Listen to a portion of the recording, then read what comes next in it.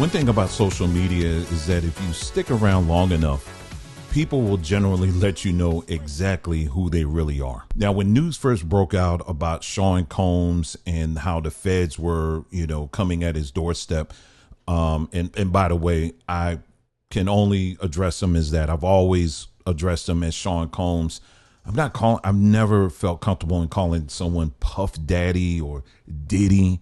I've never felt comfortable with that. I thought it was about time. I mean, the stories of his wild parties, the things that were going on in those parties, the demonic ways he would manage his artist, Kim Porter. I mean, do we need to say any more? Many of these stories were already out here on Main Street. In other words, people knew. What was also very clear was that the only reason why this man wasn't behind bars years ago was simply because of the fact that he had friends in high places. I tell you, one of the things that actually really disgusts me is when you have individuals who know the destructive behavior of an individual and how this individual literally will burn down the lives of other people. But instead of them actually handling that or addressing that, confronting that individual, they go along with it. Why? Because in some sick, demented, direct or indirect way, they actually benefit from that individual. But if you think this type of behavior is only regulated to sickos in Hollywood, you better think again, because we actually just talked about that recently in a video we did about the church, where the church system is full of individuals who see behavior that's really just below and beneath. And, but yet a lot of people will go along with it and will actually defend it. But it doesn't stop there. In fact, this whole thing, this trend actually hits a lot closer to home than a lot of people want to acknowledge. But we're going to get to that a little bit later. But for now, here are just some of the people that are out here currently soft shoe defending Sean Combs and his activity. Let's start off with this individual. Can y'all help me? When has being nasty been a federal crime? And I'm glad they told me. I didn't know there was a limit on baby oil. I'm getting a few, because we get ashy. But you get a massage or something or whatever. I don't know. I don't know. Please tell us the new rules for niggas. Because maybe they're not new rules, actually, because I think it was 1800s. There was this very famous boxer named Jack Johnson, and he was whooping ass. Everybody ass, but mostly white folks ass. He was whooping a lot of white folks ass. And he had a white woman, Mae West. They couldn't stop this black man. So they gave him trafficking. In the 1800s. Umar, I still need money for my school, Johnson. There are higher ups who want him down. So there are white folks who want to destroy Puff. And that's why all this is happening right now. Just like Bill Cosby, R. Kelly, whether or not they were guilty has nothing to do with the takedown. So Puffy sues the big liquor company for racial discrimination, failing to properly invest in Ciroc and De Leon, and here we are. If you think those two things are unrelated, something's wrong with you. If you think those two things are unrelated, something is wrong with you.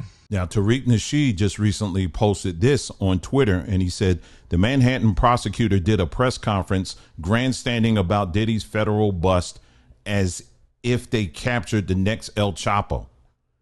And they are up there talking about confiscating kilos of baby oil.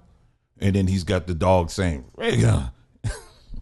no, this was not just about baby oil. Let's just be very clear about that. Okay, so this comes to us by way of thecut.com and all the allegations against Diddy. So let's go ahead and get to, like I said, again, I'm just highlighting just some of the things here. It says 9 more people have come forward with allegations against, they said, Diddy. I told y'all I just can't stand that.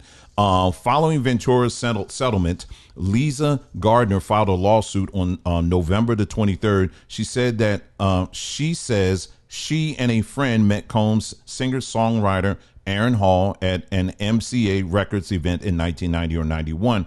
They returned to Hall's apartment for an after party where Gardner says she was offered more drinks and was coerced into having intercourse with Combs. She says Combs also assaulted her friend. The lawsuit claims the encounter left Gardner shocked and traumatized as she got dressed. Hall allegedly barged into the room, pinned her down, and forced her to have relations with him.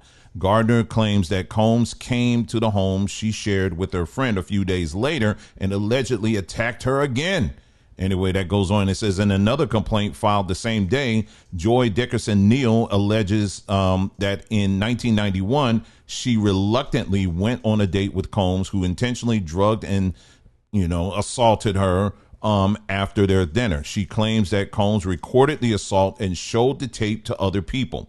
Here's another one. Another woman referred to as Jane Doe in a complaint filed in the 4th lawsuit on December the 6th, alleging that Combs, his longtime lieutenant Harvey Pierre, and a third unidentified assailant trafficked her across state lines from Detroit to New York City and her at Combs' Manhattan recording studio in 2003 when she was 17 years old.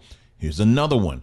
In February, Combs, a former producer and videographer, filed a federal lawsuit against the mogul, alleging Combs, assault, harassed, drugged, and threatened him. According to the lawsuit, Rodney Little Rod Jones worked on Combs' most recent album, Love, and lived with him between September the 22nd and November 23rd, 2023. Jones alleges he was the victim of constant, unsolicited, and unauthorized groping and touching of his anus. By Mr. Combs. That's sick. On one occasion, the lawsuit claims Jones woke up naked and disoriented in bed with Combs and 2 sex workers. The complaint also claims that in his role as Combs' videographer, Combs secured hundreds of hours of footage and audio recordings of Mr. Combs, his staff, and guests engaging in a serious illegal activity. The illegal activity the suit alleges included acquiring drugs, soliciting S workers, providing laced drinks to minors, and S assault. All right, jump down here. In April, a separate lawsuit was filed against Combs' son, Christian Combs, in which a woman alleged that the 26-year-old drugged her and assaulted her on a yacht chartered by the music mogul in December 2022. Oh, it's just getting started here.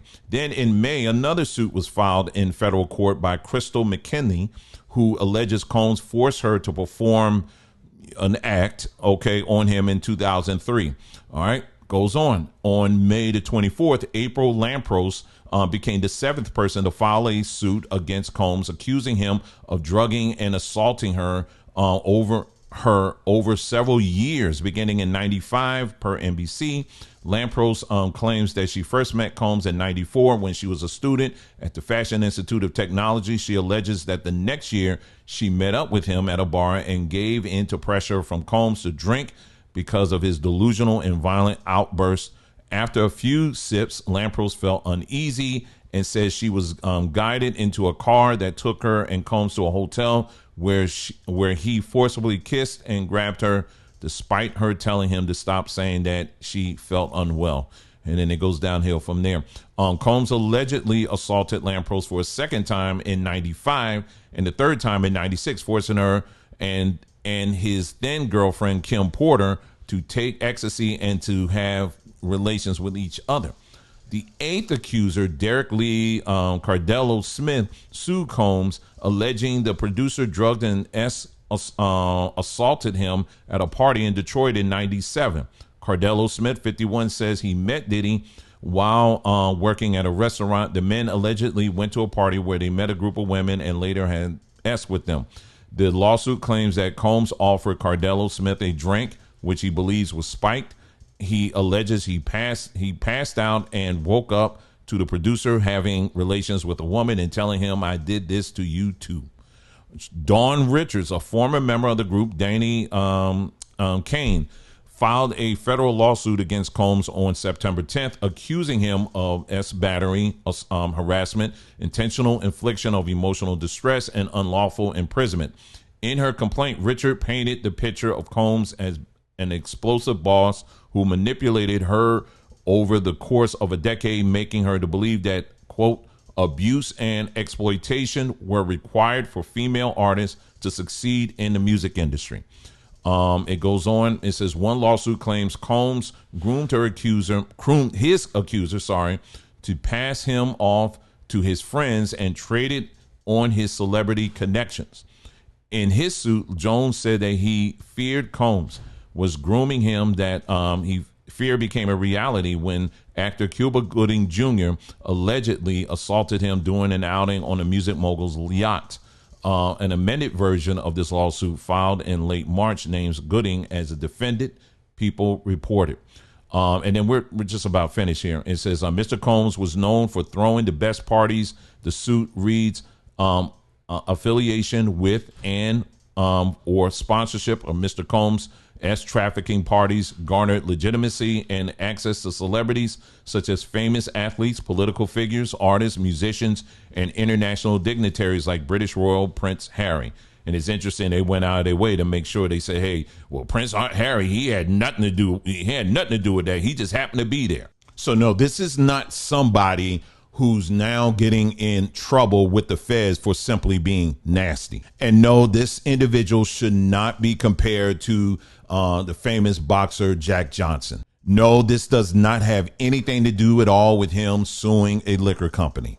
And no, this entire case is not built on baby oil. I mean, the argument that these guys are trying to make on social media is just as weak as somebody saying, well, the reason why that Jeff Epstein was taken down was simply because he had a nice big house on an island in the tropics. Now, we know that once this actually goes to trial, this is probably going to be one of the most watched trials in, if I had to guess, it would probably be at least 50 years, if not more. But while you're out here on social media getting all the latest details on Sean Combs and who was he really with and all of this other stuff, and and you're collecting all of these different videos that's dropping dimes here and there and everywhere about his lifestyle, while you're engaged in that, I want you to ask yourself something, because now we're going to take a turn with this.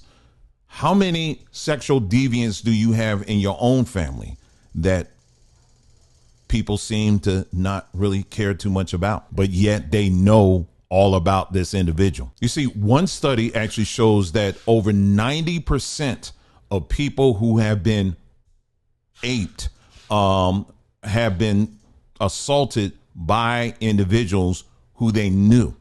That includes parents, that includes aunties, that includes uncles, that includes grandparents, that includes teachers, that includes pastors. A lot of this activity takes place by people who we actually know.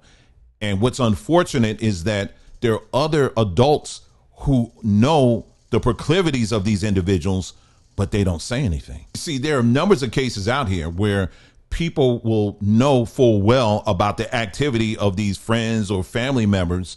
And instead of just reporting this stuff immediately to the police, what they'll do is kind of just go along with it and just go into this agreement of silence while the children suffer. Instead of having direct conversations with these individuals like grandpa or your auntie or your uncle or whatever, a lot of people would just simply wave off these natural intuitions about these situations and just simply say something like, well, that must be the devil putting that in my mind. Meanwhile, these children, these innocents, are living in a living hell. Then on the other hand, you have this trend that I think is underreported of elder abuse, where family members will literally manipulate the older people in their families out of their life savings for things like cars, phones, houses, trips, and all kinds of stuff. And the way they manipulate it, they will use emotion, they will use past memories and things like that in order to get this money. You see, while Combs may be, to borrow an example from Lord of the Rings series, while he may be right now the Sauron of monsters and bad guys out here, the truth is that he is surrounded by an entire army of orcs who are protecting him. And many of those orcs live right amongst us. You see, while I may have a strong distrust for the system that has Sean Combs right now locked in prison, there is absolutely no bottom to the hatred that I have for individuals who see this kind of behavior right in front of them, but choose not to say anything about it. So while you're doing your snap judgments and analyzations of this whole Sean Combs situation, I think you should start what's right in front of you. And sadly, a lot of us got a lot of work to do in that area.